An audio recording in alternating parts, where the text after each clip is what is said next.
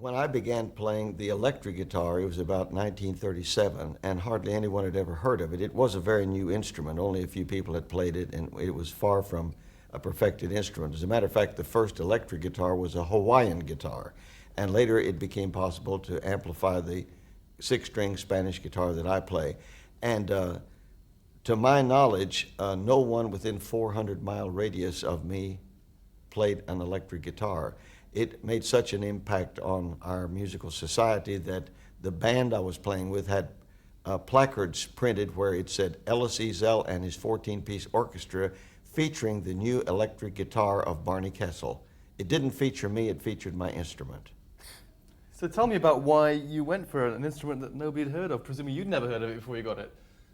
I had not heard it very much, but the possibility of it being heard in an orchestra intrigued me. I had been so busy for a couple of years playing background rhythm behind very mediocre tenor players and trumpet players, and if I wanted to play a guitar solo, I had to stand up and play it through a crystal microphone, and you couldn't hear it very much. You could hear noises and scratches and the guitar vibrating against my clothing, and it was quite unsatisfactory. So this offered the possibility of simply being heard more audibly. And you don't seem that interested in new technology. I mean, tell me about the guitar itself that you've got there.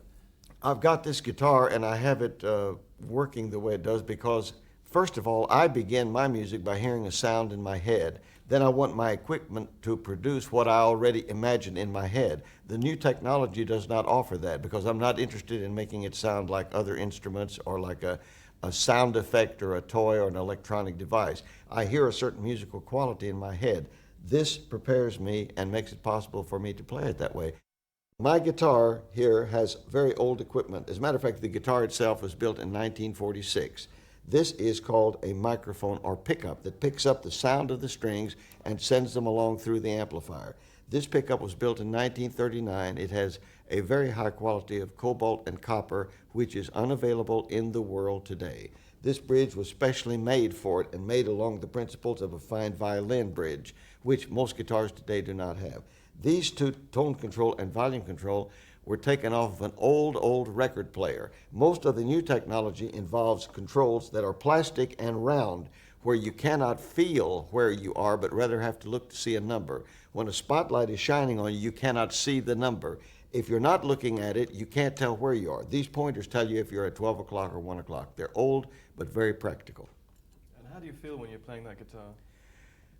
Well, pretty close to being in heaven because I'm really more interested in music than the guitar. See, the guitar is a tool to play music, and I think about being a musician rather than a guitar player. Therefore, if I can play this and feel about it as though I'm wearing a pair of old, comfortable house slippers, I don't have to think about the guitar at all. I can get on with thinking about the music. It's very easy to play, and the beautiful part is when I hear it back on a record, it sounds exactly like I heard it in my mind.